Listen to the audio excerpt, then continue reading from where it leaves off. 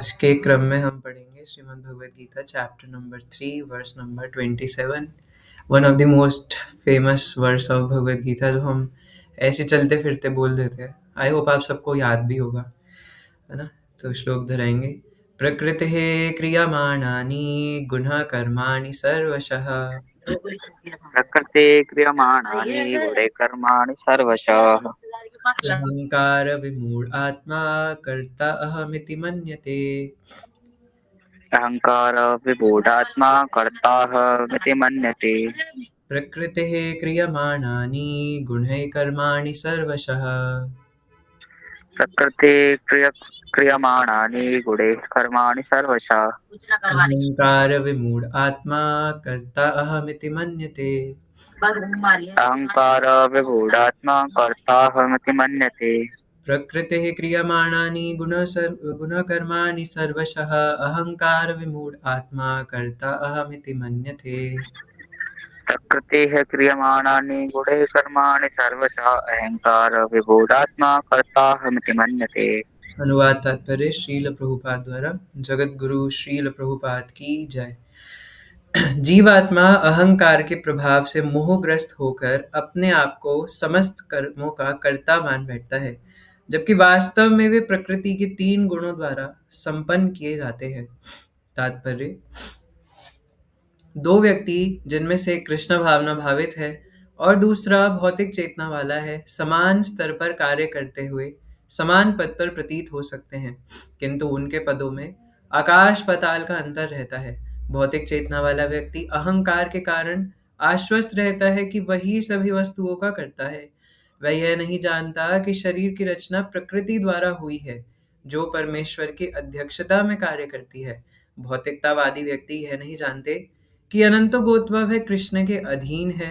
अहंकारवश ऐसा व्यक्ति हर कार्य को स्वतंत्र रूप से करने का श्रेय लेना चाहता है, और यही है उसके अज्ञान का लक्षण।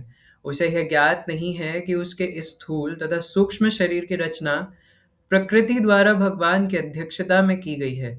अतः उसके सारे शारीरिक तथा मानसिक कार्य कृष्ण भावनामृत में रहकर कृष्ण की सेवा में तत्पर होने चाहिए।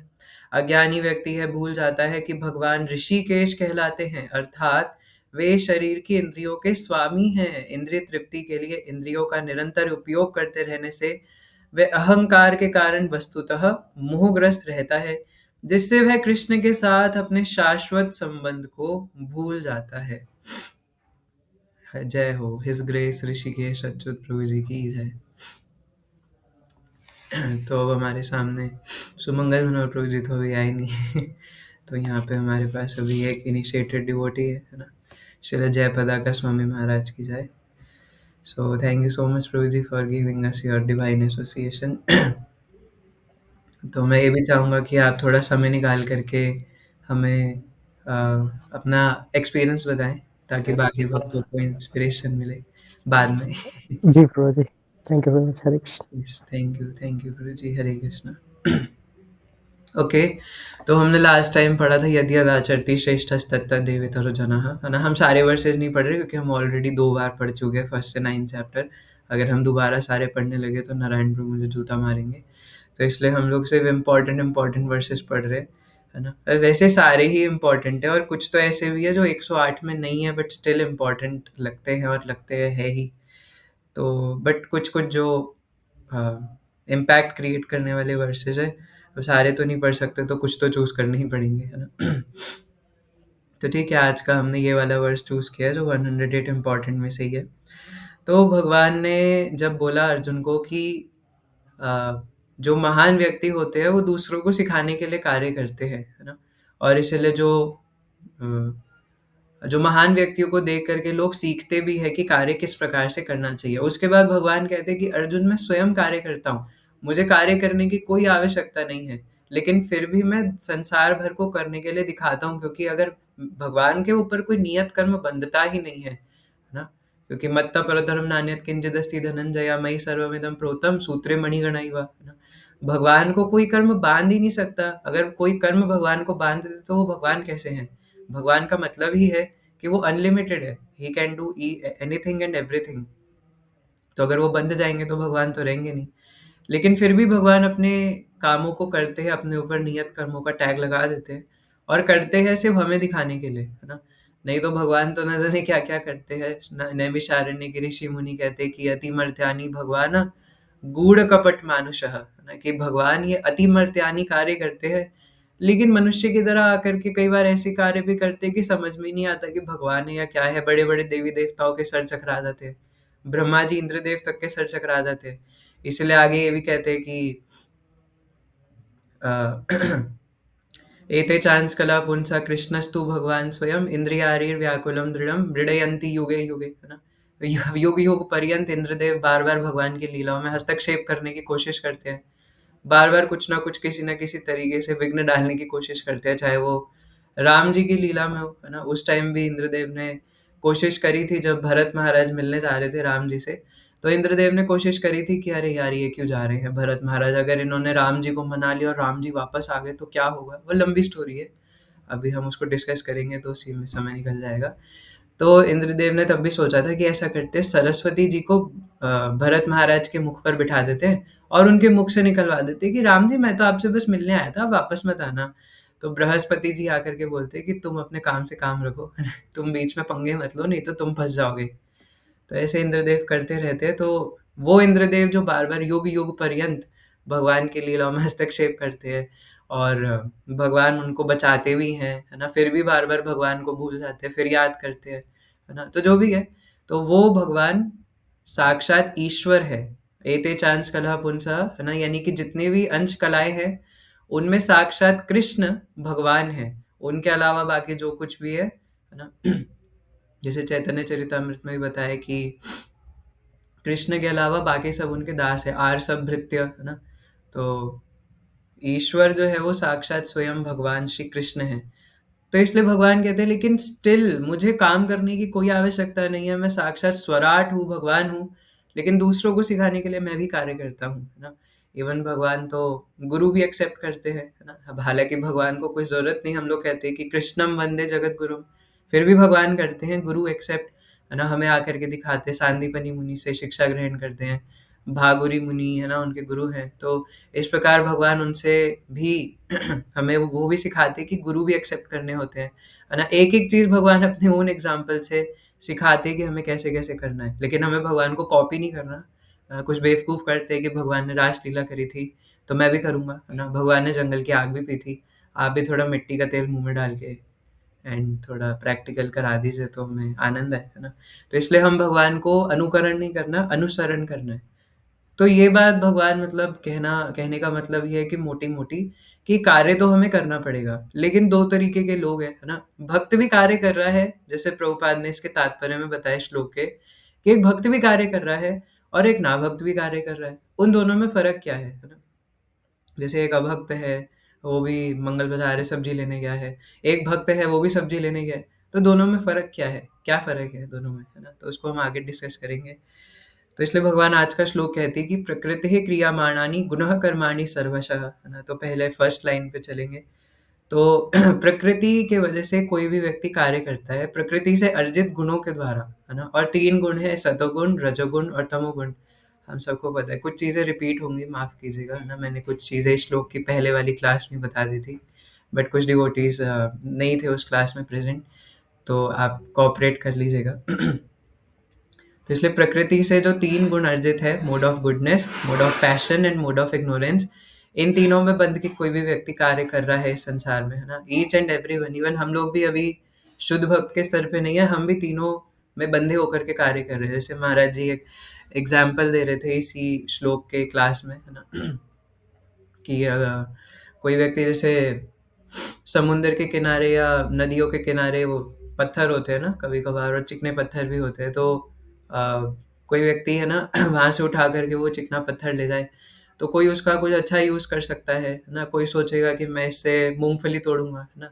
कोई सोचेगा कि मैं इससे किसी का सर तोड़ूँगा, है ना? उसने मेरे को गाली कैसे दी, उसके सर पे फेंक के मारूँगा। तो ये तीनों कैसे-कैसे डिग्रीज़ में है ना? एक ने अच्छा सोचा उसका यूज़, एक ने थोड़ा रजोगुणी यूज़ सोचा कि मैं इससे मूँगफली तोड़ूँगा, और तीसरे ने सोचा इसको सर पे फेंक के मारूँगा। तो तीनों में फ़र्क क्या है ना? आखिर 3-3 भाव आ कैसे रहे हैं? क्योंकि हमारे शास्त्रों के अनुसार जो अहम है यानी कि जो जीवात्मा है वो बदल नहीं सकता, है ना? मैंने जैव धर्म से भी हम उस दिन चर्चा कर रहे थे कि एक होता है नियत कर्म और एक होता है नैमित्तिक कर्म। तो हमें नारायण प्रभु एनलाइटन करेंगे कि नित्य और नैमित्तिक क्या होता है।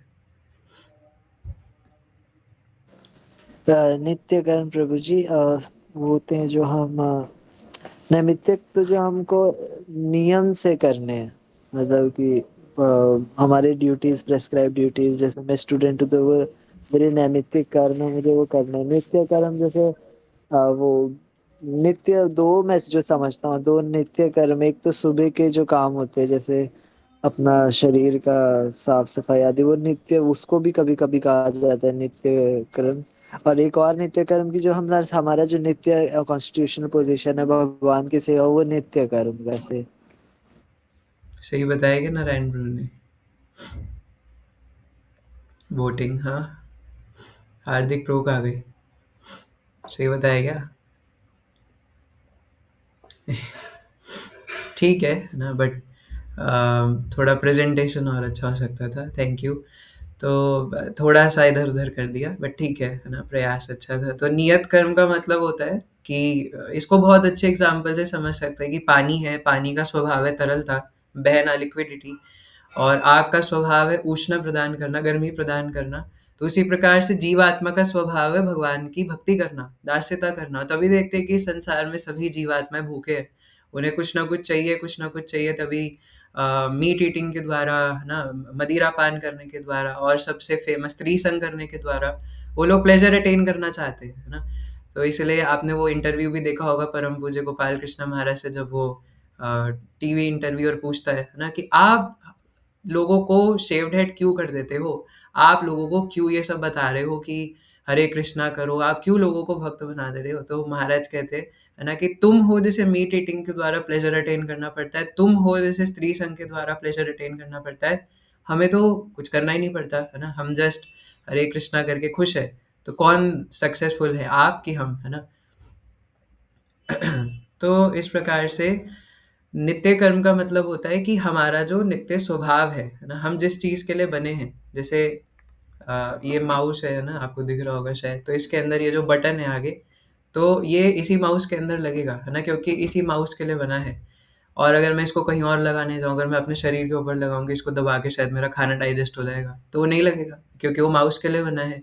या कोई एक नट है ना, उसके अंदर कोई बोल्ट है, तो वो बोल्ट उसी नट के अंदर जाएगा, है ना, और किसी नट के अंदर नहीं जाएगा। अगर वो नीचे गिर जाए तो किसी काम का नहीं है। तो उसी प्रकार से हमारा काम है भगवान की भक्ति करना, है ना, ये है नित्य कर्म। लेकिन हम उसको सुपर इम्पोज कर देते हैं, अपने आप को मानने लग जाते हैं कि मैं डॉक्टर हूँ, मैं इंजीनियर हूँ, मैं स्टूडेंट हूँ, है ना, सर्वोपाधिर विनिर्मुक्तम। तो मैं टीचर हूँ, है ना, मैं लड़का हूँ, मैं लड़की हूँ, मैं कुछ भी हूँ, है ना, ये सब हम लोग अपने आप को मानने लग जाते हैं। तो ये सब हमने अपने ऊपर जबरदस्ती सुपर इम्पोज किया हुआ है कि ये काम मेरा है, जबकि ये काम है नहीं, है ना। क्योंकि जो अहम है ना, यानी कि जो जीव आत्मा है, वो कभी चेंज हो ही नहीं सकता। और जैसे कोई अनपढ़ व्यक्ति हो ना, और उसको कुछ नहीं आता, कोई गाँव का, फोन वोन चलाना भी कुछ नहीं आता, पढ़ना लिखना भी नहीं जानता, काला अक्षर भैंस बराबर। लेकिन अगर वो थोड़ी सी एजुकेशन अटेन कर ले, फ़ोन चलाना सीख ले, तो आईफ़ोन भी चलाना सीख जाएगा। तो यहाँ से ये चेंज कैसे हो गया, है ना? इसलिए आप इस बात को आई गेस मैं समझा पा रहा हूँ, है ना, कि जीवात्मा का जो स्वभाव है, वो कभी बदल नहीं सकता। इसलिए जो अहम बदला है ना? ये इसलिए अहम सच्चा था ही नहीं कभी, है ना? ये झूठा था। इसलिए भगवान आगे कहते हैं कि अहंकार विमूढ़ आत्मा, अहंकार के चलते, अब ये विमूढ़ आत्मा की ही बहुत बड़ी एक्सप्लेनेशन है। तो पहले तो अहंकार के चलते वो जो मूर्ख है, विमूढ़ आत्मा, है ना, मूढ़ नहीं, विमूढ़ आत्मा, कि एक तो मूर्ख है और अपना मुख मोड़ रखा है सच्चाई से, ये मतलब होता है विमूढ़ होने का, है ना। तो इसके ऊपर आगे चर्चा करेंगे। तो प्रकृति से जो अर्जित तीन गुण है, सतोगुण, रजोगुण, तमोगुण, जैसे वो पत्थर वाले एग्जाम्पल से आप समझे, है ना, सभी लोग इन गुणों के अंदर बन के कार्य कर रहे हैं। और क्या एक और एग्जाम्पल से समझ सकते हैं, है ना, जैसे कि मैं वो कल भी कह रहा था कि तुलसी का पौधा है ना। अब कोई बेवकूफ़ है, कोई नशे में है कोई व्यक्ति, तो वो उसके ऊपर गुटखा थूक करके जाते हैं, है ना, या यूरिनेट करके चले जाते हैं लोग, उनको कोई फ़र्क, क्योंकि उनको पता ही नहीं कि वो तुलसी का पौधा है, उसकी पूजा करी जानी चाहिए, है ना। जो बाहर के देश के निवासी हैं या यावन लोग हैं, इवन कई तो हिंदूज़ भी जो इग्नोरेंट है, वो उसके साथ ऐसा बिहेव करेंगे। जो रजोगुणी है, वो क्या करेंगे, इटालियन पिज़्ज़ा बनाएँगे और उसके ऊपर हम डालेंगे बेसिल लीव्स, ना। तो पिज़्ज़ा बना कर के उसके ऊपर तुलसी का पत्ता रख के और उसको खाएँगे, तो ये रजोगुणी लोगों का प्रभाव है ना? और कोई सोचेगा कि चलो हम तुलसी का काढ़ा बना कर के पिएँगे, है ना? इसको मेडिसिनल प्रॉपर्टीज़ की तरह यूज़ करेंगे। और अगर कोई भक्त होगा तो बोलेगा, अरे! तुलसी का पौधा हो तो देखते ही प्रणाम मारेगा, है ना? वृंदाय तुलसी देव्याय प्रियाय केशवस्य च कृष्ण भक्ति प्रदे देवी सत्यवती नमो नमः, है ना? वो तो देखते ही प्रणाम मारेगा कि अरे! तुलसी का पौधा हो, उसको रोड के बीच में तुलसी का पौधा दिख जाए, वो रोड के बीच में प्रणाम मार देगा। कोई प्रैक्टिकली कर मत देना, कभी ट्रक उड़ा के चला जाए, है ना? सो टाइम, प्लेस एंड सर्कमस्टेंसेस को देखते हुए। तो अब ये 4 चीज़ें अलग-अलग क्यों हो रही है? वैसे तो 3 होनी चाहिए, है ना? 3 इसलिए क्योंकि सतोगुण, रजोगुण, तमोगुण और विशुद्ध सत्वगुण, है ना? मतलब वो तीनों गुणों में बंधा कहाँ अगर वो भक्ति कर रहा है तो, है ना? हालाँकि जो भक्ति होती है वो भी मिश्रित होती है गुणों से, है ना? हमारे जिस स्टेज में हम हैं उसमें। लेकिन अभी के लिए हम ये 3 गुण ही समझ लें, वही बहुत है। तो ये सतोगुण, रजोगुण, तमोगुण में बंध के कोई भी व्यक्ति कार्य करता है ना? श्रील भगवद गीता के स्टार्टिंग में पेंटिंग भी दी हुई है कि कैसे 3 देवियाँ ऊपर से कठपुतली की तरह हमें नचा रही है। तो एक जो भक्त होता है वो ये समझता है कि जो कुछ भी हो रहा है वो प्रकृति की वजह से हो रहा है ना? आपके पेट के अंदर जो डाइजेस्टिव सिस्टम लगा हुआ है, वहाँ पे कब बाइल जूस निकलेगा, है ना? कब क्या निकलेगा, क्या नहीं निकलेगा, वो हम तो नहीं करते, है ना? वो सब कुछ ऑटोमैटिकली हो रहा है ना? हमारे फेफड़े कभी रात को सो रहे होते हैं तो ऐसा होता है कि साँस रुक गई, 8 घंटे के लिए साँस ही लेना बंद कर दिया। तब भी हार्ट बीट हो रहा होता है, तब भी लंग्स काम कर रहे होते हैं, तब भी लीवर, पैंक्रियाज़ काम कर रहा होता है। कौन चला रहा है उसको अंदर से, है ना? तो और जैसे अगर हम आगे पढ़ेंगे, है ना? भगवान की विभूतियाँ पढ़ेंगे 10वें अध्याय में बस कुछ ही दिनों बाद। और रसोहम अप्सु कौन्तेय प्रभास्मि शशि सूर्यो प्रणवः सर्ववेदेषु, ये सब जब हम पढ़ते हैं कि भगवान किस प्रकार से सभी शक्ति है ना? और अहम पौरुषम ऋषु, ये वाला तो मतलब मुझे सबसे खतरनाक लगता है ना? भगवान कहते हैं कि पुरुषों के अंदर या स्त्रियों के अंदर भी, है ना? पुरुषों का मतलब है कि जीवात्माओं के अंदर, है ना? जो भी फ़ोर्स है, लिविंग फ़ोर्स है या फिर जो भी उनके अंदर एक्चुअली पौरुषम का यहाँ पे मतलब है कि उनके अंदर कुछ भी करने की जो शक्ति है वो भी मैं प्रदान करता हूँ। कि अगर मैं अपना हाथ को ऐसे से ऐसे कर पा रहा हूँ, ये भी भगवान शक्ति प्रदान कर रहे हैं। मैं भी साँस ले पा रहा हूँ, वो शक्ति भगवान प्रदान कर रहे हैं। मैं इस माउस को ऐसे ऊपर उठा पा रहा हूँ, शक्ति भगवान प्रदान कर रहे हैं, है ना? तो एक-एक छोटी से छोटी एबिलिटी जो है वो भगवान हमारे शरीर के अंदर प्रवाहित कर रहे हैं। साँस लेने की शक्ति, कार्बन डाइऑक्साइड छोड़ने की शक्ति, आँखें खोलने की शक्ति, आँखें बंद करने की शक्ति, है ना? और जो कुछ भी एक छोटी से छोटी चीज़ भगवान प्रदान कर रहे हैं, लेकिन फिर भी तो हम कैसे सोच सकते हैं कि मैं कुछ कर रहा हूँ, है ना? अगर भगवान वहाँ से वो चीज़ हटा दे, तो हम किसी लायक नहीं है। इसीलिए मैं कहता हूँ कि हम लोग भगवान की ही शक्ति से और भगवान को ही चीट कर रहे हैं। जो रिसोर्सेज़ हमें मिले हैं, वो भगवान के हैं। जो ऑक्सीजन हम लोग ग्रहण कर रहे हैं, वो भगवान की है। प्रकृति भगवान की है। हमारा शरीर भगवान द्वारा दिया हुआ है। लेकिन अब इस शरीर को हम अपना बोले तो कैसे बोल सकते हैं? जैसे कोई चौकीदार हो, है ना? उसको किसी बड़े घर की चौकीदारी करने को मिली है। उसके लिए चौकीदार का छोटा-सा कैबिनेट बना रखा है कि तुम यहीं रहना और कोई भी आए तो ध्यान रखना, है ना? कोई चोर-चक्का घुसे ना। और वो सोचे ये मेरा ही घर है ना? दिस लग्ज़रियस अंबानी का घर, ये मेरा घर है ना? और कोई आकर के बोले कि ये किसका घर है? तो वो चौकीदार बोले, "अरे मेरा घर है ना? दिख नहीं रहा क्या? मैं यहाँ पे खड़ा हूँ तो मेरा ही घर होगा ना?" या कोई कुत्ता हो ना, वो सोचे कि ये मेरा घर है बड़ा-सा, है ना? जबकि वो उसका घर नहीं है। मालिक ने तुम्हें बस चौकीदारी करने के लिए रखा है। तो इसी प्रकार ये जो शरीर है, ये हमारा नहीं है। इसलिए कोई लोग कहते हैं कि मेरे से तो हो नहीं रहा, अब तो मैं सुसाइड कर लूँगा, है ना? सुसाइड करने पे इसलिए शास्त्रों में बताया कि सबसे बड़ा अपराध लगता है, क्योंकि शरीर तुम्हारा है ही नहीं। तुम्हें अधिकार ही नहीं है इसके सुसाइड करने का। कुछ भी करने का अधिकार नहीं है हमें इस शरीर से, क्योंकि ये शरीर हमें रेंट पे मिला है, किराए पे, है ना? और मैं कई बार एग्ज़ाम्पल देता हूँ कि आप किसी कंपनी में काम करने जा रहे हो, आपका लैपटॉप मिला है काम करने के लिए और वहाँ आप लैपटॉप में काम करने की जगह गेम खेलने लग जाओ, है ना? जीटीए कौन-सा है 5, है ना? आप वो खेलने लग जाओ तो बॉस आपकी आरती तो नहीं उतारेगा, है ना? वो आपको फायर कर देगा। तो वैसे ही अगर ये मनुष्य शरीर हमें मिला है तो मनुष्य शरीर पाइया, राधा कृष्ण ना भजिया, विष खाइनु, है ना? श्रील नरोत्तम दास ठाकुर महाशय कहते हैं कि मनुष्य शरीर मिला था लेकिन राधा कृष्ण का भजन नहीं किया, जानते हुए भी भजन नहीं किया, है ना? इस संसार में नास्तिक बनना बहुत मुश्किल है। लेकिन फिर भी भजन नहीं किया सब कुछ जानते होते हुए भी। तो इसलिए विष खाने जैसा है ना? जानते हुए भी ये कि पॉइज़न है और पॉइज़न खा रहे हैं, तो इसलिए मरेंगे। तो सभी जो कार्य हो रहे हैं वो प्रकृति द्वारा होते हैं, लेकिन अहंकार के चलते व्यक्ति सोचता है कि मैं कर रहा हूँ, है ना? तो फॉल्स ईगो है ना, ट्रू ईगो होना चाहिए। तो हम लोग जब भी बोलते हैं मिथ्या अहंकार है ना, या फॉल्स ईगो, तो मिथ्या अहंकार क्या है कि मैं अपनी शक्ति से कुछ भी कर पा रहा हूँ। और किसी का माइक ऑन है क्या? तो हाँ, मैं क्या कह रहा था, है ना? तो ये फ़ॉल्स ईगो है ना, कि मैं कंट्रोलर हूँ और मैं कुछ भी कर सकता हूँ। जैसे इस संसार में आजकल बड़े-बड़े लोग होते हैं, है ना? जो थोड़ा-सा पढ़ाई-लिखाई ज़्यादा कर लेते हैं, तो अपने आप को समझते हैं कि I am the controller of everything. लेकिन Krishna is the controller of everything, है ना? यही सत्य है और सत्य नहीं बदलेगा। क्योंकि अगर आप कंट्रोलर हो, तो आपके मृत्यु के बाद सब कुछ खत्म कैसे हो जा रहा है ना?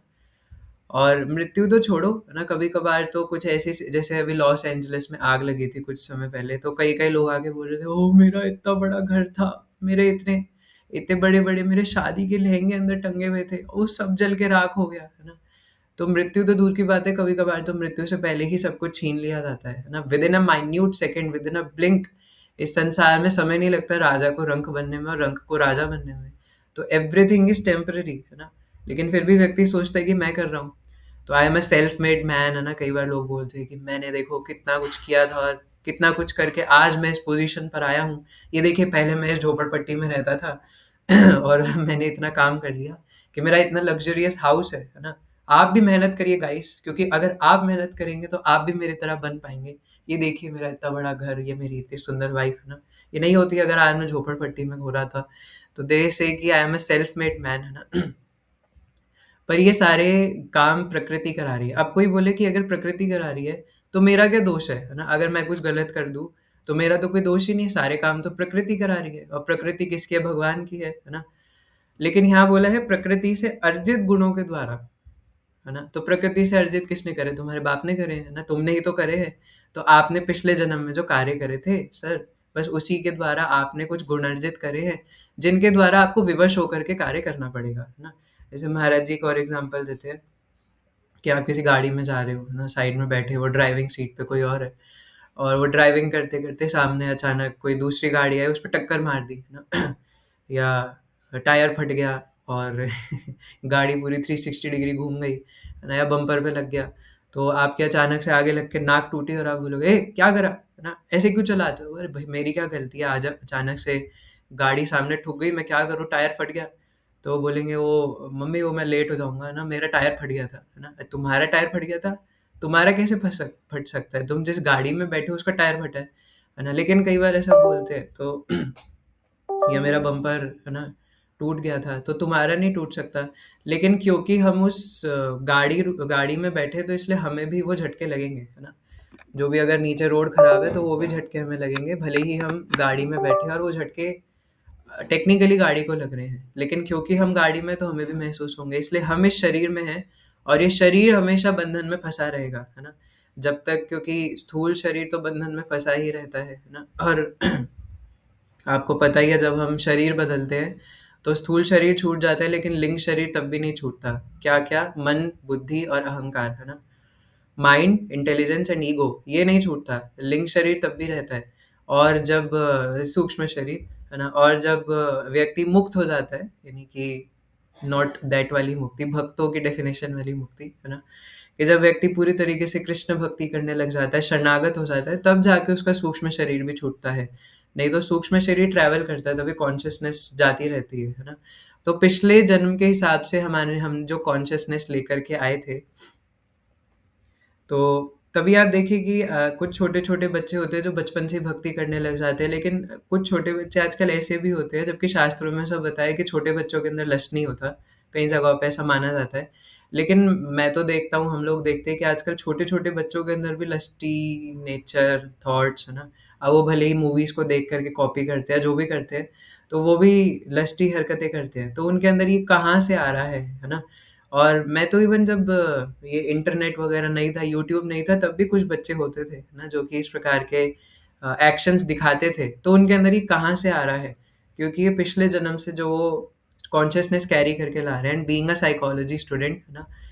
तो ये रिसर्च में प्रूवन है ना, कि बच्चा अपनी माँ से ट्रेट्स लाता है ना? जन्म के साथ ही वो कुछ ट्रेट्स लेकर के आता है, हेरिडिटरी ट्रेट्स लेकर के आता है। अब कितने अमाउंट में लाता है वो अभी तक नहीं पता लग चुका है। है ना? लेकिन इतना प्रूवन है कि वो कुछ हेरिडिटरी ट्रेट्स अपने साथ लेकर के आता है और कुछ एनवायरनमेंटल फैक्टर्स होते हैं, जिस वजह से उसका आगे बिहेवियर डिसाइड होता है ना? तो इसलिए ये प्रकृति से अर्जित जो पिछले जन्मों के गुण थे, है ना? उससे जो हमने पिछले जन्मों के जो कर्म थे, उससे जो हमने गुण अर्जित करे हैं, उसी में विवश होकर के हमें कार्य करना पड़ेगा, है ना? तो सतोगुण में है तो सतोगुण ही कार्य करेंगे, रजोगुण में है तो रजोगुण ही कार्य करेंगे और तमोगुण ही है तो उसमें कार्य करेंगे। अब आपको पता है, आप आगे पढ़ सकते हैं, है ना? भगवान ने इन तीनों गुणों के बारे में 17वें अध्याय में, 16वें अध्याय में भी काफ़ी कुछ बताया। आप विस्तार से पढ़ सकते हो उसको, है ना? कि इन तीनों गुणों में व्यक्ति के क्या-क्या लक्षण होते हैं और हम अपने आप को उठा भी सकते हैं। अगर हम तमोगुण में पड़े हुए हैं, तो ये नहीं कि हम उसी में पड़े रहे, है ना? हालाँकि इट्स डिफ़िकल्ट बट कृष्ण भक्ति के साथ इट्स पॉसिबल, है ना? तो अगर हम तमोगुण में पड़े हुए, तो हम रजोगुण और रजोगुण से सतोगुण तक उठ सकते हैं। इसीलिए और सतोगुण में उठने का सबसे ईज़ी प्लान है by following Shila Prabhupada morning program, है ना? मैं तो हमेशा यही कहता हूँ कि शिला प्रभुपाद ने हमें जो मॉर्निंग प्रोग्राम दिया है सुबह जल्दी उठ करके, और आजकल तो कितने सारे इन्फ्लुएंसर्स हैं वो भी इसको फॉलो करते हैं। तो सुबह जल्दी उठ करके ब्रह्म मुहूर्त में, ब्रह्म वेला में, एटलीस्ट बिफोर 5 AM, गर्मी हो सर्दी हो, उसमें उठ करके और हो सके तो स्नान कर लीजिए, ना हो सके तो ठीक है। बेटर है अगर स्नान कर ले तो, और भगवान का नाम जप करके और थोड़ा ग्रंथ अध्ययन करके, मैं कहूँगा कम से कम नहा करके, है ना? भगवान के दर्शन कर, नाम जप तो कर ही ले एटलीस्ट, है ना? और हो सके तो श्रवण और ग्रंथ अध्ययन भी सुबह ही हो जाए, बट एटलीस्ट नाम जप हो जाए, है ना? श्रवण शाम को हो जाता है आप लोगों का क्लास में। और जो भी है, तो इस प्रकार से सुबह के समय अगर हम जप करते हैं भगवान के नामों का, वैसे तो पूरे दिन ही करना है, बट मुख्यतः अगर हम सुबह उठ करके करते हैं तो वो बेस्ट है अपने आप को सतोगुण में सिचुएट करने का, और बाकी भी कार्य सतोगुण में किए जाएं। तो प्रकृति से विवश होकर के जो अर्जित गुण है ना, उसी में बंद करके किसी भी व्यक्ति को कार्य करना पड़ता है। इसलिए जो बड़े बड़े एलाइट क्लास बिजनेसमैन होते हैं वो रजोगुण और तमोगुण का मिक्सचर होते हैं, है ना? आपको पता ही, इवन हमारे जो 4 वर्ण बटे हुए हैं, वो भी गुणों के आधार पे। कोई बताएगा कौन-कौन से गुणों के आधार पे कौन-कौन से वर्ण हैं? नारायणपुर टोपी वाले, आप बताएँगे? कर गुणों के हिसाब से प्रभु जी मतलब तीन तीनों गुण गुणों होते के हैं। हिसाब से, 3 गुण, सत और। 3 गुण होते हैं, वर्ण 4 होते हैं लेकिन प्रभु जी। हाँ, तो बताओ कैसे होता है? तो जो तमोगुण में होते हैं तो वो सच में, वो तो शुद्ध में मैं समझ गया क्योंकि वो ऐसे काम कर रहे हैं। और फिर उसके ऊपर आते हैं, हाँ मेरे को अब आ गया प्रभु जी, याद आ गया प्रभु जी। फिर उसके बाद आता है आधे तमोगुण में, आधे रजोगुण में, वो आते हैं वैश्य में। फिर उसके ऊपर होते हैं कि आधे सतोगुण में, आधे रजोगुण में, वो होते हैं क्षत्रिय में। और वो जो पूर्ण सतोगुण का पालन, मतलब लगे रहते सतोगुण कॉन्शियसनेस में, वो ब्राह्मण क्वालिटी में आते हैं। है ना? तो जो ब्राह्मण है वो, अब ये जन्मजात ब्राह्मण क्षत्रिय की बात यहाँ पे नहीं हो रही है ना? उन गुण और कर्म के हिसाब से बात हो रही है ना? कि जो ब्राह्मण होते हैं, ब्राह्मण का मतलब है दूसरों को शिक्षा देने वाले, कृष्ण भक्ति की शिक्षा देने हरे वाले। कृष्ण प्रभु जी, इसमें मतलब टिप्पणी करना चाहूंगा मैं। प्रभु जी, अगर आप बुरा ना माने तो क्या हम लास्ट में चर्चा कर सकते क्लास की? तो ठीक है बीच में ठीक है। थोड़ा डिस्टर्बेंस हो जाएगा। यस, ओके, हरे कृष्णा। तो मैं क्या कह रहा था, है ना? तो ये जो 4 वर्ण है, अभी हम कर्म और गुणों के हिसाब से बात कर रहे हैं, है ना? जन्म वाला भी है बट अभी हम जन्म की बात नहीं कर रहे, गुण कर्म के हिसाब से कर रहे, क्योंकि जन्म के हिसाब से तो यहाँ पे भी कई सारे ब्राह्मण बैठे, बट सुबह 9:30 बजे उठ रहे होते हैं, ये कौन से ब्राह्मण के लक्षण है ना? न बुक रीडिंग करते, ये कौन से ब्राह्मण के लक्षण है ना? शास्त्रों में ब्राह्मण्य का शास्त्र अध्ययन करना बताया, मैं कल भी बोल रहा था, है ना? बट ब्राह्मण वाला एक क्वालिटी नहीं है। तो भगवान ने भगवत गीता में भी बताया है, श्रीमद् भागवतम में विस्तार रूप से बताया है कि ब्राह्मणों के, क्षत्रियों के और वैश्य शूद्रों के क्या-क्या लक्षण होते हैं और उनके क्या-क्या एक्शंस होते हैं, है ना? तो बाकी अभी हमारी चर्चा का विषय ये नहीं है। तो इवन जो ब्राह्मण है वो सतोगुण में एक्ट करते हैं क्योंकि वो दूसरों को शिक्षा देते हैं। अब जब ब्राह्मण खुद ही बिविल्डर्ड है, उसको खुद ही नहीं पता कि मेरा काम क्या है ना? आजकल तो जो परचून की दुकान चला रहे होते हैं वो भी ब्राह्मण होते हैं, जन्मजात वाले मैं कह रहा हूँ, है ना? और उनको खुद ही नहीं पता कि हमें किस लिए क्या करना है ना? हमारा काम क्या है? So they can not become the head of the society, क्योंकि उनके पास खुद ही हेड नहीं है ना। और क्षत्रिय का काम है क्षति से रक्षा करना, है ना। बट आजकल कितने सारे जन्मजात क्षत्रिय होते हैं जिनकी तोंद निकली हुई होती है, उनको खुद ही वो अपनी क्षति से रक्षा कर ले, दूसरे की क्या करेंगे। और वैश्य का काम है, तो इसलिए जो क्षत्रिय होते हैं वो उनके अंदर रजोगुण होना चाहिए, सतोगुण में वो रक्षा नहीं कर सकता, है ना। उनके अंदर वो अग्नि जैसा स्वभाव होना चाहिए, गुस्से वाला, है ना, तभी वो क्षति से रक्षा कर सकते हैं। तो ये क्षत्रिय है, इसलिए रजोगुण में। वैश्य रजोगुण और तमोगुण का मिक्सचर है, क्योंकि उनको कभी कभार झूठ भी बोलना पड़ता है बिजनेस वगैरह के लिए। तो इसलिए मैं कह रहा था जो एलाइट क्लास बड़े बड़े बिजनेसमैन होते हैं, ये रजोगुण और तमोगुण का मिक्सचर होते हैं, और सबसे ज़्यादा यही लोग फंसते हैं ना इस मामले में कि, और शूद्र, है ना, दोनों। इसलिए ब्राह्मणों को शिक्षा देनी चाहिए, बट हमारे पास आजकल जो क्वालिफाइड ब्राह्मण है वो बचे नहीं है, इसलिए शिला प्रभुपाद कहते हैं we have to make brahmin as, है ना, we have to make the head of the society, जो दूसरों को गाइड कर सके कि ये मनुष्य जन्म क्यों मिला है ना। मुख्य यही कारण है, जो 4 वर्ण है वो भगवान के सेटिस्फैक्शन के लिए है, उस दिन भी हम चर्चा कर रहे थे। वो 4 वर्ण ये बताने के लिए नहीं है कि ये फ्लेक्स करने की बात है कि मैं शूद्र हूँ, मैं क्षत्रिय हूँ, मैं वैश्य, इसमें फ्लेक्स करने वाली क्या बात है ना। जैसे पुराने ज़माने में जो सुनार होते थे, सुनार का मतलब है कि जो सोने का बिज़नेस करते थे, बट आजकल वो कास्ट बन चुकी है। मिट्टी के घड़े बनाने वाले को क्या कहते थे? कुमार। हाँ, है ना, तो कुम्हार, है ना, नॉट कुमार, कुम्हार, है ना। तो ये भी एक कर्म के हिसाब से, है ना, पूरी कास्ट सिस्टम होता था, है ना, लेकिन आजकल उसको भी बिविल्डर कर दिया, तो जो भी है।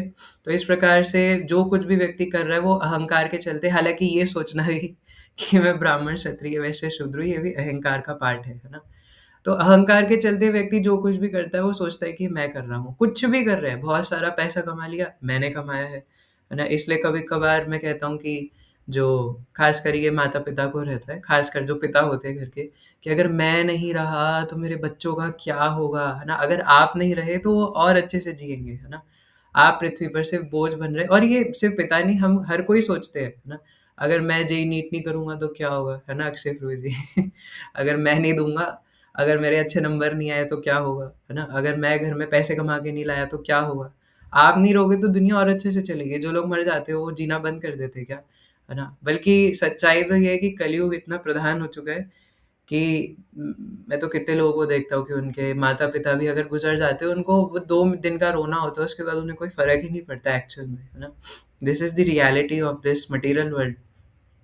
इवन अब जैसे हम लोग साधक है ना, तो हो सकता है कि अगर हमारी मृत्यु हो जाए तो 10 दिन के लिए कोई हमारा स्मरण करे, है ना, माला पहनाए कि अरे चले गए, कितने अच्छे भक्त थे। अब पहली बात तो ये कि वो सोच रहे कि हम अच्छे भक्त थे, हम तो गोलोक चले गए, हमारे नाम के आगे लिख दिया, है ना, कि नित्य लीला प्रविष्ट, है ना, फलाना फलाना आनंद निताई दास, है ना, लेकिन वो तो नर्क में बैठे हैं, है ना, उन्हें पता ही नहीं कि वो खुद कहाँ पर है ना। तो वो 4 दिन माला पहनाएँगे, और चलो ठीक है, अगर वो माला पहनाएँगे भी, तो इससे हमारा क्या? जीवात्मा तो चला गया, उसका तो कोई भला होगा ही नहीं। आप चाहे बैठ के ग्लोरिफिकेशन करो, माला पहनाओ, मिठाइयाँ बाँटो, कुछ भी करो, आपको कुछ होगा ही नहीं, है ना। इसलिए हम कहते हैं कि हमें मान प्रतिष्ठा की इच्छा से बचना चाहिए। ये मान प्रतिष्ठा मृत्यु के बाद कहाँ ले जाओगे, है ना। इस संसार में भले ही लोग कुछ भी बोलते रहे, आप किसी दूसरे संसार में बैठ कर के एक पिग के शरीर में हो, तो किसको वो ग्लोरीफाई कर रहे हैं? तो इसलिए सब मैटर ही नहीं करता, है ना। तो बात सारी कुल मिलाकर के ये है कि प्रकृति से अर्जित गुणों के विवश होकर के कोई भी व्यक्ति को कार्य करना पड़ता है। सर्वशः का मतलब है कि सभी काम और सभी जगहों पे, सभी टाइम, प्लेस एंड सर्कमस्टेंसेस में, ऐसा नहीं कि किसी एक में, है ना। हर जगह पे, हर समय पे, हर काल में, हर परिस्थिति में हर एक व्यक्ति को प्रकृति से जो अर्जित गुण है उसी के विवश होकर के कार्य करना पड़ता है, लेकिन वो ऐसा समझता है कि ये मैं कर रहा हूँ, जबकि वो ऐसा नहीं कर रहा, है ना। भगवान उससे करा रहे हैं, वो प्रकृति उससे करा रही है। तो मैं उस टाइम कह रहा था कि अगर कोई बोले कि प्रकृति करा रही है ना, तो मैं क्यों दंड भोग रहा हूँ? क्योंकि आप ही ने प्रकृति से अर्जित करे हैं, और अब आप चेंज भी कर सकते हो, है ना। जो डेस्टिनी के बारे में कई लोगों के प्रश्न होते हैं, तो सिंपल लैंग्वेज में भी ज़्यादा समय नहीं है। सिंपल लैंग्वेज में डेस्टिनी बस यही है कि 80% ऑलरेडी प्रिस्क्राइब्ड है, सिचुएशन जो है वो ऑलरेडी डिस्टाइंड है कि आपके साथ क्या होने वाला है, लेकिन 20% पुरुषार्थ आपके हाथ में कि आप उस सिचुएशन में एक्शन क्या ले रहे हो। अब वो 80% भी भगवान ने डिसाइड नहीं कर रखा, है ना, कि हम लोग उनको दोष दें कि भगवान ने मेरे साथ ऐसा क्यों करा, है ना। जैसे अभी कई लोग, मैं देख रहा था, वीडियोस बना रहे थे कि भगवान ने दिल्ली में पॉल्यूशन डाल दिया, भगवान दिल्ली से अरावली हिल्स हटाने जा रहे हैं। अरे भगवान थोड़ी ना हटा रहे हैं, है ना?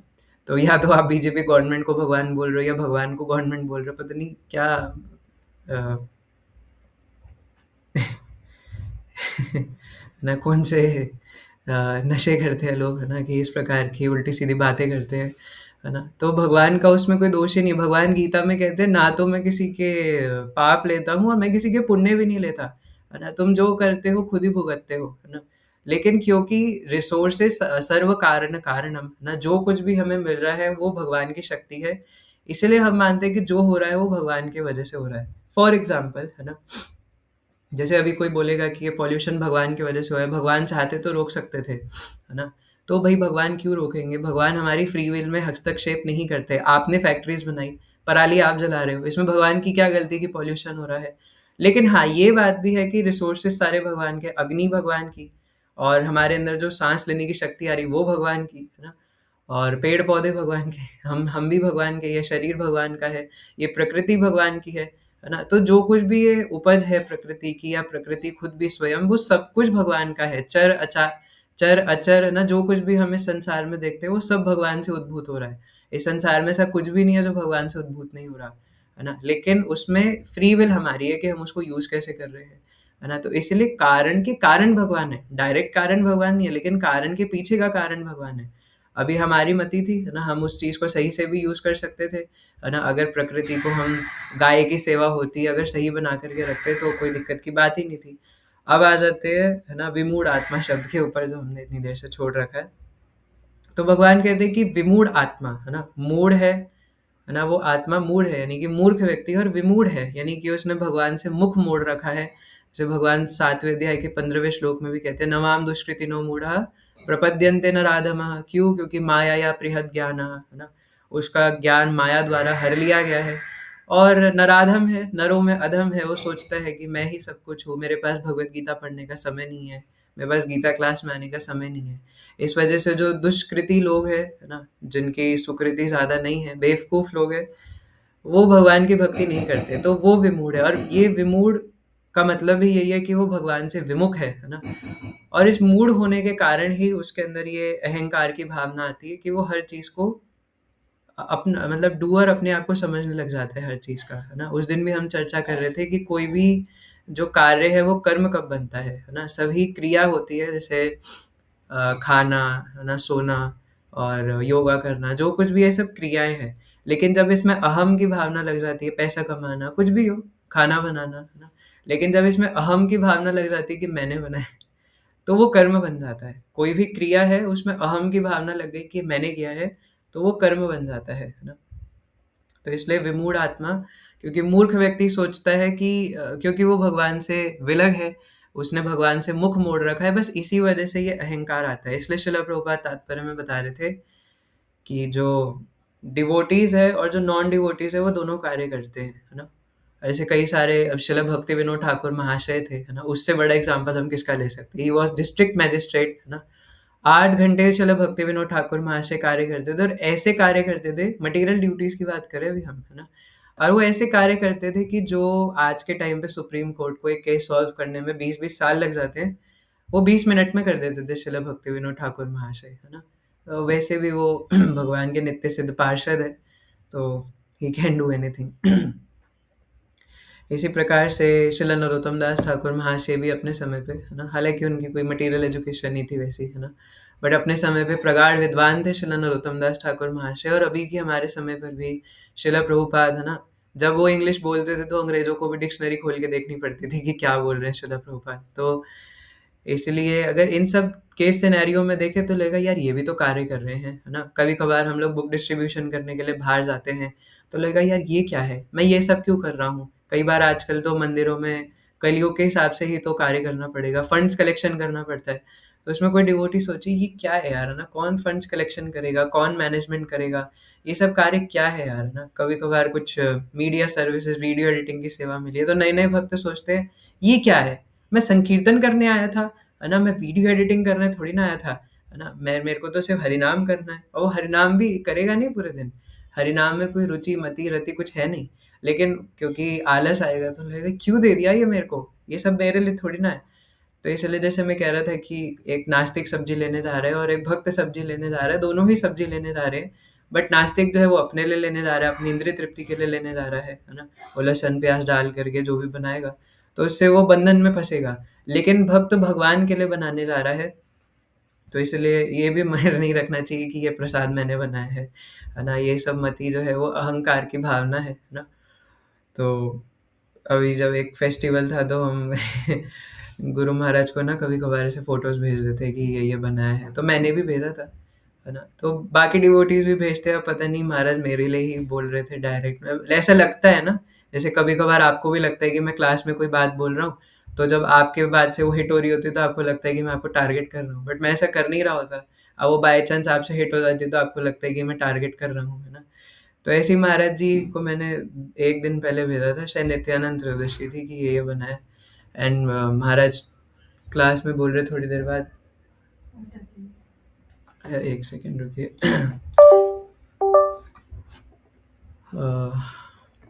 सूर्य भगवान के जिस और फर्टिलिटी भगवान की जो क्या कहते हैं ज़मीन के अंदर आ रही है, तो इसलिए जब हम भगवान की विभूति योग पढ़ते हैं तो हम जानते हैं कि जो कुछ इस संसार में देख रहे हो रहा है नहीं हो रहा, वो सब भगवान की वजह से हो रहा है और सब भगवान का है, हमारा कुछ है ही नहीं। तो इसलिए जो भक्त इस बात को समझता है वो कभी बंधन में फंसेगा ही नहीं, है ना? इसलिए यतो निश्चलति मनश्चंचलम अस्थिरम, ये अस्थिर मन बंदर के समान कूद कूद करके जहाँ भी जाए, हमारा काम है कि उसे खींच करके वापस कृष्ण के पदार विंदों में लगाए, कृष्ण के चरणों में वापस डाले, है ना? ताकि उसको ये बात समझ में आए कि मैं कृष्ण का हूँ और कृष्ण के लिए ही हूँ, है ना? और किसी का नहीं हूँ। तो इसलिए जब वो कृष्ण भक्ति में कार्य करते हैं, तो इसलिए यहाँ पे था कि अगर हम अपनी इंद्रिय तृप्ति के लिए कार्य करते हैं तो वो सब अहंकार है, लेकिन हम कृष्ण की इंद्रियों के लिए कार्य करते हैं तो वो सब सेवा बन जाता है ना? तो इसलिए हमें कुछ छोड़ने की ज़रूरत नहीं है, कुछ माइनस नहीं करना, है ना? जो अनफेवरेबल है भक्ति के लिए वो तो ऑब्वियसली छोड़ना है, बट युक्त वैराग्य का मतलब यही है कि जो भी चीज़ हमारे पास है, हम उसे भगवान की सेवा में लगा सकते हैं, है ना? तो इसलिए हमें उसको भगवान की तरफ मोड़ देना चाहिए। ये कान है तो इनसे हरिनाम का श्रवण करे, कीर्तन श्रवण करे, भगवान की कथाएं श्रवण करे, आँखों से भगवान के सुंदर दर्शन करे, है ना? ग्रंथ अध्ययन करे, वो भी आँखों से ही होता है ना? और नाक से भगवान के सुंदर पुष्प जो अर्पित किए गए हैं उसको सूंघे, है ना? और मुख से भगवान के सुंदर कथाओं का वर्णन करे और भगवान के प्रसाद को ही ले, है ना?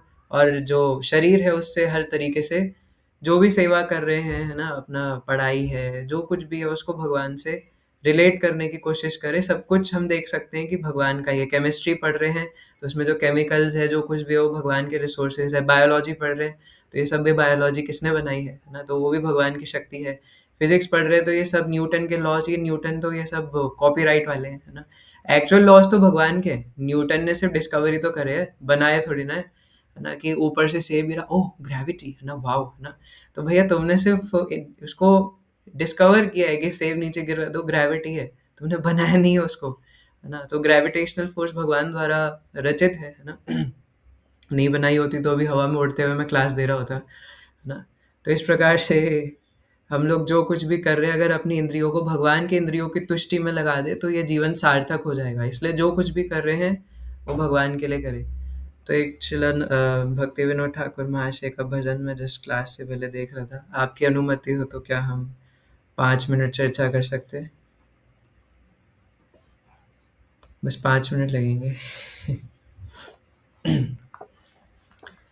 ओके, ठीक है, हम भगवद गीता को अभी यहीं विराम देते हैं, है ना? अभी एक वैष्णव सॉन्ग करके हम लोग एंड करेंगे।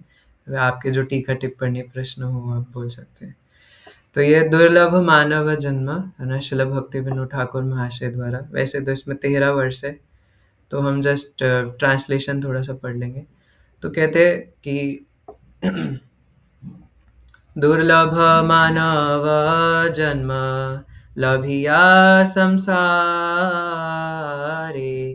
कृष्ण न भजिनु दुख कहिबो कहारे। मैं ग्रुप में भेज देता हूँ आपके ईज के लिए।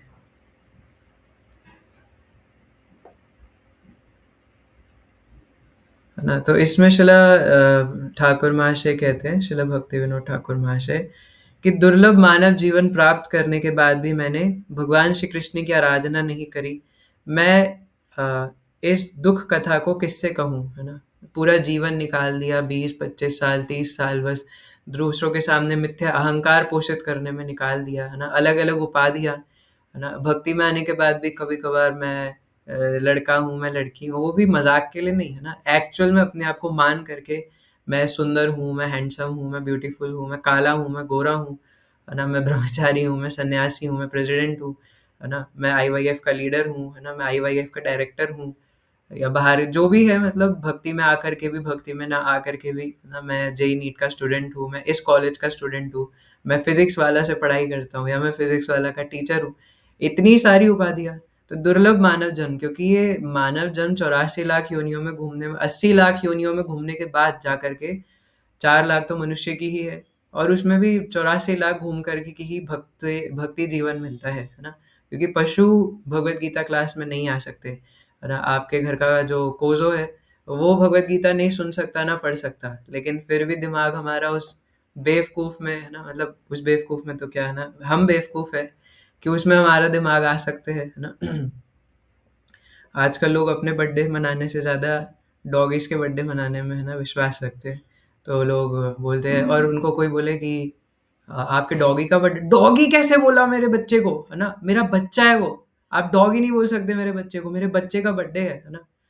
तो आपका बच्चा नहीं, वो मेरा डॉगी है ना, वही मेरा बच्चा है ना? ये देखो मेरा, है ना, टॉमी, मेरा कोज़ो। तो मतलब इतने बेवकूफ़ लोग हैं, उसके सामने पेस्ट्री ला के रख देंगे, happy birthday to you Tommy. वो भी सोच रहा होगा भाई क्या चल रहा है ये? तो इसलिए दुर्लभ मानव जीवन, है ना, जो कि बहुत मुश्किल से मिला है, और उसको पाने के बाद भी कृष्ण की आराधना नहीं करी। आगे कहते हैं, संसार संसार करे मिछे गेल काल,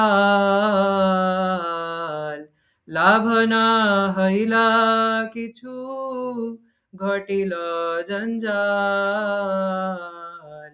है ना? संसार संसार करे मिछे गेला काल, मैंने अपना समय सांसारिक कार्यकलापों में व्यर्थ ही गवा दिया तथा किंचित भी लाभ प्राप्त नहीं किया। यही संसार की सच्चाई है। आपने पूरे आजीवन एक डायमंड फैक्ट्री और डायमंड की माइंड में काम किया, आपने सारे हीरे निकाल निकाल करके पूरा कार्ड भर के हीरे निकाले, लेकिन अंत समय पे आपको एक हीरे का टुकड़ा भी नहीं मिला, है ना? ये है ये संसार, है ना? कि यहाँ पे आपने जो कुछ मेहनत करी थी वो विद इन अ ब्लिंक आपके साथ से गायब हो जाएगा, है ना? आपसे विद इन अ ब्लिंक आपसे छीन लिया जाएगा, है ना? जस्ट एक गलती। तो वास्तव में मैं भौतिक जंजाल में अधिकाधिक फँसता चला गया, है ना? तो इस संसार में फँसते चले जाते, फँसते एक चीज़, देखिए अगर हम भक्ति नहीं करते ना, और अगर हम गलती से भी किसी एक इंद्रिय तृप्ति के जंजाल में फँस गए, तो धीरे-धीरे करते हुए हम सारी ही इंद्रिय तृप्ति में पड़ जाएँगे। तो इसलिए हमें प्रयास करना चाहिए कि हम गलती से भी कोई गलती ना करें, गलती से भी मिस्टेक ना होने पाए, है ना? नहीं तो अगर एक बार भक्ति से छूटते हैं ना, तो फिर कमबैक करना मुश्किल होता है ना? भक्ति छोड़नी ही क्यों है ना? कोई मज़ाक थोड़ी ना चल रहा है। तो इसलिए आगे कहते हैं कि सेरा संसार एई छाया बाजी पाए, इहाते ममता करी वृथा दिन जाए। यह भौतिक जगत इंद्रजालिक है, इस भ्रम में आसक्त होने के कारण मैं व्यर्थ ही अपना समय गवा रहा हूँ, है ना? इंद्रजालिक है, जैसे कभी कभार मैजिक शोज देखते हैं ना, तो ये बस, या फिर बहुत फेमस एग्जांपल कि रेगिस्तान में कोई मिराज देखा, है ना, मिराज देख के लगा पानी है, बट पानी नहीं था, वहां जाके रेत में कूदे तो सारा बालू मुंह में आ गया गरम गरम। तो इस प्रकार इस संसार भी मिराज की तरह है, दूर से देखने में लगता है कि मजा है, बट पास जाने में सिर्फ सजा मिलती है ना? वीनस फ्लाई ट्रैप की तरह। अब इसका कुछ और एग्जांपल जो भागवतम में दिया है वो मैं फिलहाल नहीं बोलूँगा, है ना? तो वीनस फ्लाई ट्रैप की तरह मक्खी जाती है सोच करके कि फूल रस चूस करके आनंद आएगा, बट अंदर जाके वो फूल बंद हो जाता है और उसी को मार देता है ना? तो ये संसार इसीलिए दुखालयम है। ए देह पतन, मैं इसके ऊपर विस्तारित क्या कहते हैं ना, डिस्कशन कर सकता हूँ, बट समय नहीं और 13 वर्ष है, इसलिए मैं शॉर्ट में बता रहा हूँ। तो आगे था, ए देह पतन हईले किरबे अमार, केह सुख नाही दिबे पुत्र परिवार, ये देहा पतन हईले की रवे अमार, है ना? इस देह का कभी भी पतन हो जाएगा, समाप्त हो जाएगा, तो तब मेरा क्या ही शेष रह जाएगा, है ना? हम देखते हैं कि जब कोई हमारा अचानक से, और ये बात ना तभी समझ में आती है, भले कुछ दिन के लिए आए, लेकिन समझ में ज़रूर आती है जब हमारे कोई क्लोज़ जानने वाले की मृत्यु हो जाती है ना, तब हमें ये चीज़ एक्चुअल में समझ में आती है कि जिस चीज़ को हम इतने मज़ाक में ले रहे हैं, है ना? हम लोग सुन-सुन करके गवा देते हैं। जब मृत्यु सामने आती है तो अच्छे-अच्छों की हवा टाइट हो जाती है ना? जो नास्तिक लोग भी हैं, जब उनके सामने मृत्यु आती है तो कहते हैं, God if you are there, if there is a God, please protect me, है ना? अगर यहाँ पे सच में कोई भगवान नाम की चीज़ है, तो मेरी रक्षा करे। और जब सामने मृत्यु आती है, तो सब कुछ भूल जाते हैं, कुछ नहीं याद रहता है ना। अभी 4 दिन पहले सोच रहे थे कि यार वो कॉलेज में माता जी थी, यार मेरे से बात नहीं करती यार, मैं इतना सुंदर नहीं दिखता क्या? मम्मी है ना मेरे से बात नहीं करती, मैं चाहता हूँ मेरे से दोस्ती कर ले। और अचानक से मृत्यु सामने आ जाए, मान लो आप स्कूटी चला रहे हो, एकदम से यूँ हो जाए, आपको किसी की याद आएगी, है ना? तो उस समय पे सिर्फ़ एक ही चीज़ याद आती है, भगवान एक बार बचा लो, दोबारा नहीं करूँगा, है ना? बस एक बार, बस वन टाइम आप मुझे बचा लीजिए, दोबारा मैं किसी की तरफ मुँह उठा कर के नहीं देखूँगा। साधकों के साथ तो ये होता ही है ना? अगर हमारी आसक्ति अभी भी संसार में बंधी हुई है और अचानक मृत्यु सामने आ जाए, कुछ नहीं याद रहेगा, है ना? भाड़ में जाए यार आसक्ति, है ना? पहले ये शरीर तो बच जाए, इसलिए हर व्यक्ति मृत्यु से डरता है संसार में। शुद्ध भक्त नहीं डरते, वो सिर्फ़ इस बात से डरते हैं कि हम मृत्यु के समय भगवान को भूल ना जाएँ। लेकिन जब हम भक्ति प्रयास कर रहे हैं, अभी तो बने तो है नहीं, है ना? तो ये हमें भ्रम नहीं पालना चाहिए कि हम भक्त बन चुके हैं, कर रहे हैं, प्रयास कर रहे हैं, किसी जन्म में बन जाएँगे, है ना? तो जैसे हम लोग प्रहलाद महाराज के, वो सॉरी, हिरण्यकश्यपु के केस में देख सकते हैं ना, अब सर्वत्र यही गुणगान हिरण्यकश्यपु ही भगवान, तो यही तो था, अहंकार विमूढ़ आत्मा करता हमिति मन्यते। वो अहंकार के चलते सोच रहे थे सब कुछ मैं कर रहा हूँ। नरसिंह देव ने 1 सेकंड में छाती फाड़ के, है ना, सब कुछ खत्म कर दिया विद इन अ ब्लिंक, है ना? और इतना हिरण्यकश्यपु का क्या कहते हैं पावर थी कि बड़े-बड़े देवी-देवता इंद्रदेव वगैरह भी उनसे डरते थे, है ना? उनको अपने चरणों के नीचे झुका कर के रखते थे, है ना? तभी देवी-देवता जाकर के कहते कि भगवान आप हमारी रक्षा कीजिए। भगवान कहते नहीं अभी नहीं करूँगा, है ना? पहले मेरा एक भक्त आएगा, वो उनको तंग करेंगे, है ना? मेरे भक्त को जब तंग करेंगे तब मैं रक्षा करूँगा तुम्हारी, है ना? तो पहले मेरा भक्त आएगा प्रहलाद और उसकी रक्षा करने के लिए मैं आऊँगा। तो देवता बोलते कि इसमें कब आएँगे आप, कितना समय लगेगा, ये है वो। भगवान कहते आप चिंता मत करो, सारी व्यवस्था पहले ही हो चुकी है ना? सब कुछ हो जाएगा। तो वैसे भी भगवान हिरण्यकश्यपु के लिए अभी, वो भी तो जय विजय ही हैं, है ना? कोई अलग थोड़ी ना है, तो हिरण्याक्ष और हिरण्यकश्यपु के लिए भी आए। तो इस प्रकार, लेकिन मुख्य पलड़ा भारी प्रहलाद महाराज का है ना? लेकिन उन दोनों को भी नेग्लेक्ट नहीं कर सकते, वो जय विजय हैं, भगवान विष्णु के वैकुंठ के द्वारपाल है ना? तो इसलिए एक ही क्षण के अंदर सब कुछ खत्म हो जाएगा। और जानने वाली बात है कि हिरण्यकश्यपु को ये बात खुद पता थी। जब हिरण्याक्ष की मृत्यु हुई थी, तो अपनी माता-पिता को, अपने घरवालों को हिरण्यकश्यपु ने भागवतम क्लास दी थी, है ना? हिरण्यकश्यपु ने खुद बताया था कि भगवद गीता का जो पूरा दूसरा अध्याय है, वो हिरण्यकश्यपु ने अपने खुद के माता-पिता को बताया था कि आप क्यों शोक कर रहे हो, है ना? एक जो इंटेलिजेंट व्यक्ति होता है, वो ना तो मृत के लिए शोक करता है, ना जीवित के लिए शोक करता है, जो भगवान अर्जुन को बोलते हैं। ये सेम एग्ज़ैक्ट वर्ड्स हिरण्यकश्यपु ने बोले थे अपने माता-पिता वगैरह को, है ना? लेकिन खुद नहीं फ़ॉलो कर पाए। तो ये आसुरी स्वभाव है कि पता होने के बाद भी फ़ॉलो नहीं कर पाते, है ना? इसलिए हमें एक सही गुरु की आवश्यकता है। वो कुल गुरु शुक्राचार्य जी, जो कि विष्णु भक्त नहीं थे, उनको गुरु बनाया हुआ था, उनका पालन कर रहे थे। तो इसलिए हम पता होते हुए भी पालन नहीं करेंगे, इसलिए हमें एक वैष्णव गुरु, एक वैष्णव भक्त की आवश्यकता है जो हमें गाइड करे, है ना? क्योंकि खुद का कोई बल है नहीं, तो हमें कृपावश हमसे कराए, है ना? ताकि हम भक्ति कर सकें। आगे, इसलिए केहा सुख नाही दिवे पुत्र परिवार, है ना? पुत्र परिवार मुझे क्या सुख देगा? अब वो पुत्र परिवार किस काम का जब मृत्यु हो जाएगी, है ना? कोई नहीं रहेगा, है ना? मृत्यु के बाद सब छूट जाएगा, एक क्षण में सब कुछ छूट जाएगा। व्यक्ति सोचता है कि मृत्यु के बाद मेरे बच्चों का क्या होगा? अरे! या बच्चे सोचते हैं कि पापा कहाँ होंगे? पापा ने शरीर छोड़ दिया। अरे! पापा को पता भी नहीं कि तुम उनके बेटे हो, है ना? विद इन अ ब्लिंक जब शरीर छूटता है, तो शरीर छूटते साथ ही शरीर की सारी यादें मिट जाती है, वो भी भगवान की कृपा है। अगर भगवान वो यादें नहीं मिटाते ना, तो बुरा हाल हो जाता, है ना? आप सोचो, इसी इसी जीवन में कितने लोग होते हैं जिनको कोई छोड़ के चला जाता है, तो कहते हैं मुझे छोड़ के चली गई, है ना? कितना दुःख है इस संसार में। और अगर उन्हें पिछले जन्मों की अपनी पत्नियों की, पतियों की याद आ जाए, तो उनका क्या हाल होगा, है ना? सारे जन्मों की पत्नियों की याद आ जाए, इसलिए भगवान पिछले जन्म की स्मृति रहने ही नहीं देते। पिछले जन्म में कोई एलॉन मस्क था और इस जन्म में बेचारा गरीब बन गया, तो वो तो ये सोच के मर जाएगा, मेरी इतनी संपत्ति, इतना अमीर था मैं, है ना? तो ये भी भगवान की कृपा है कि कुछ याद नहीं रहने देते। ग गर्दभेरमत आमी करी परिश्रम, कार लागिए त करी ना घुचिल भ्रम। तो समय हो गया, हमें लास्ट वर्स पढ़ेंगे, है ना? मैं गधे के समान परिश्रम कर रहा हूँ, हालांकि मुझे ज्ञात नहीं है कि किस लिए इतना परिश्रम कर रहा हूँ।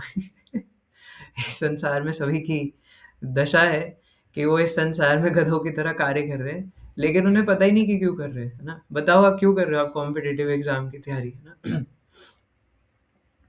तो अगर पैसे अचानक कमाने के नारायण गुरु कह रहे हैं पैसा कमाने के लिए, ना क्या होगा पैसा कमाने से, है ना? मुझे गौ सेवा भगवान की सेवा करने के लिए ऐसा लगता है कि इनोसेंट है ना हमारे नारायण गुरु।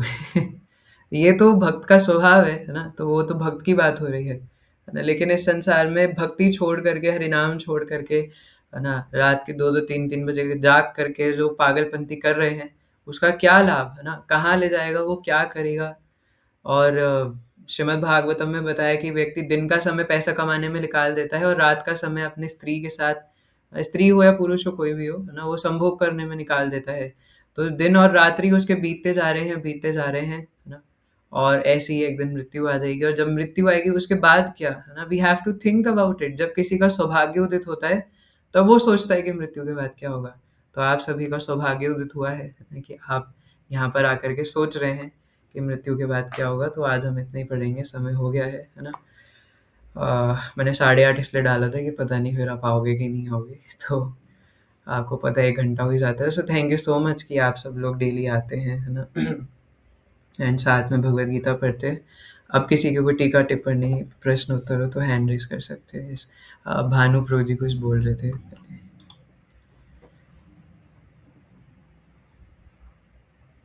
जी मैं आवाज, वर्ण के बारे में बोल रहा हाँ जी। हूँ। मतलब मेरे हिसाब से कर्मणा है, मतलब जन्मना नहीं है। हम्म। मतलब मैं भी क्षत्रिय हूँ, लेकिन मेरे कोई काम नहीं है क्षत्रिय वाले। मैं कौन सा तलवार लेके कहीं पे जा रहा हूँ या फिर कोई ऐसी चीज कर रहा हूँ। जो भी मतलब जो भी भाई शूद्र है लेकिन वो फौज में है, तो अब वो क्षत्रिय हुआ ना। तो एक ये जो व्यवस्था है ये कर्म के अनुसार है। लेकिन ये जो मतलब हमारे धर्म में यही गलती है कि ये लोगों ने जन्म के आधार पे बना रखा है। हम्म। ये कहना चाह रहा हूँ। जी, है ना? Thank you so much. तो यस, ये बात भगवत गीता में भी चौथे अध्याय के आई गेस 13वें श्लोक में भगवान कहते हैं, है ना, चातुर्वर्ण्यम मया सृष्टम गुण कर्म विभागशः, है ना, कि जो 4 वर्ण ब्राह्मण क्षत्रिय वैश्य शूद्र है, ये मैंने गुण और कर्म के हिसाब से बांटे हैं, जन्म के हिसाब से नहीं बांटे। तो इसलिए वी हैव टू उसको गुण और कर्म के हिसाब से ही हमें देखना चाहिए। और अब ये हुआ कैसे है ना, अडल्ट्रेशन की, ये जो थॉमस मकॉले और ये इंग्लैंड की रानी है ना, जब ये ब्रिटिश बंदे यहाँ पे कब्जा करने के लिए आए थे, उससे पहले भी थोड़ा बहुत हो ही रहा था, है ना? लेकिन उसके बाद ज़्यादा हो गया कि इन लोगों ने जो हमारी मनु संहिता थी, उसको पूरा एडल्ट्रेट कर दिया ना। जो एक्चुअल मनु संहिता थी, इवन कहीं तो पद्म पुराण के भी वर्ष है, जो आजकल मिलते नहीं है, लेकिन और शास्त्रों में उनका वर्णन किया गया है ना? जैसे भक्ति रसामृत सिंधु है, भक्ति रसामृत सिंधु है, उनमें कई ऐसे पद्म पुराणों के वर्सेस का वर्णन है जो पद्म पुराण की आजकल की जो कॉपी है उसमें है ही नहीं, है ना? तो पुरानी मैन्युस्क्रिप्ट कहाँ से ढूँढे? तो वो एडल्ट्रेशन के कारण इन लोगों ने मनु संहिता में जो छेड़छाड़ करी है, उसके वजह से लोगों का ऐसा मानना हो जाता है कि जन्म के हिसाब से है ना? बट जन्म के हिसाब से क्यों है? लॉजिकली एक्सप्लेन तो करो। वर्णाश्रम भगवान ने बनाया था ताकि भगवान की भक्ति हो सके। अब जब वो ब्राह्मण बता के शूद्र वाले कार्य कर रहा, ना तो वो भक्ति करा, ना उसका कुछ मनुष्य जन्म सक्सेसफुल हुआ, तो क्या फायदा? सो लेकिन वो प्राउड तो बहुत कर रहा है ना अपनी जाति पे। हाँ, यस, दूसरे को नीच समझ रहा है। हाँ जी। ओके, और किसी का कोई प्रश्न है? हैंड रेज कर सकते हैं।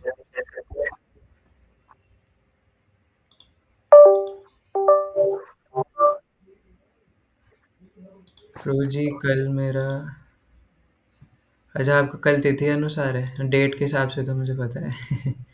ठीक है ना? तो कल हम कृष्णा प्रभु जी का ऑनलाइन बर्थडे सेलिब्रेट करेंगे, है ना? आप सब लोग उनके लिए प्रार्थना कीजिएगा।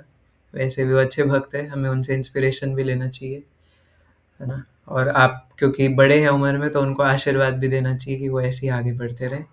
तो बाकी कल करेंगे। सो थैंक यू सो मच। 3 बार हरे कृष्ण महामंत्र आप सबकी प्रसन्नता के लिए।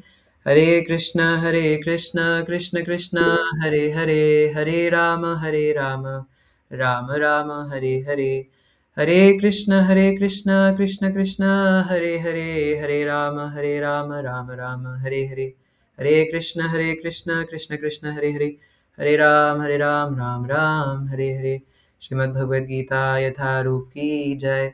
जगत गुरु जय प्रभुपाद की जय। जय अनंत कोटि वैष्णव भक्त वृंद की जय। जय आप सबकी जय। जय। भगवान